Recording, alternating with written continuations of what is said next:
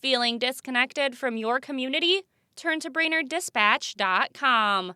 Local news keeps you in the know on what's happening in your area. From breaking news to high school sports reports, get the important news of the day and updates on local events only at BrainerdDispatch.com.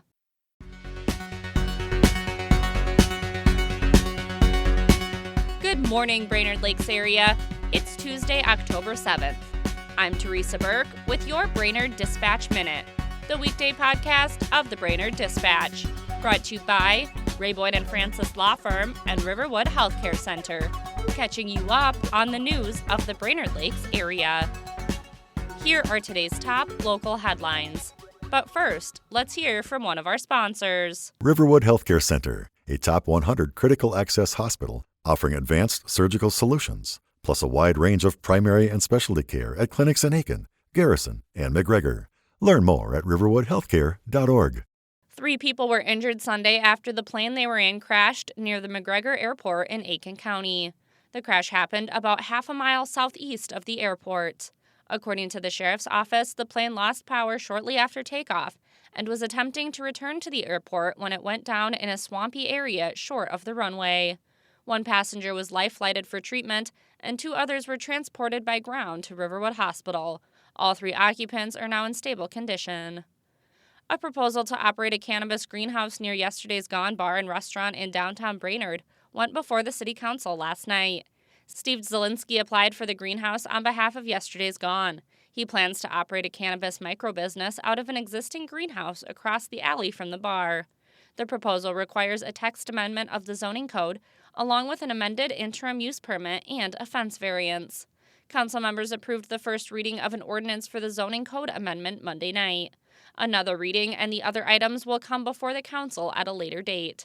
I've got the full story in today's e-edition and at BrainerdDispatch.com. And be sure to check out today's e-edition and visit our website for photos from last weekend's Great Pumpkin Festival in Memorial Park.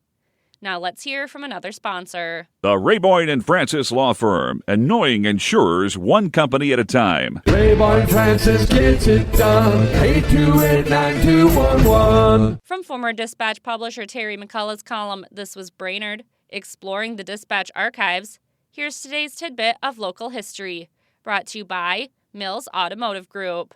100 years ago today, in 1925, the Dispatch reported that the Nisswa Community Club, which was to have held its meeting this afternoon, was compelled to postpone it indefinitely because of an epidemic of scarlet fever, which is reported to have broken out in that vicinity. For a daily dose of This Was Brainerd, visit BrainerdDispatch.com or find McCullough's column in the newspaper or e-edition.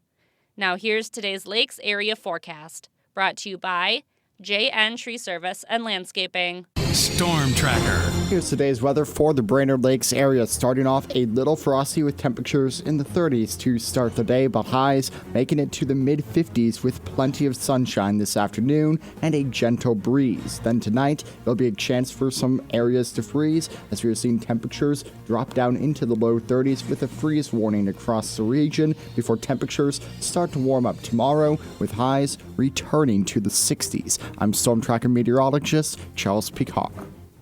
Thanks to Mills Automotive Group, Ray Boyd & Francis Law Firm, Riverwood Healthcare Center, and JN Tree Service and Landscaping for their support. And thank you for listening to the Brainerd Dispatch Minute. For more news throughout the day and for information on becoming a subscriber, visit BrainerdDispatch.com. Have a great day, and we'll catch you tomorrow.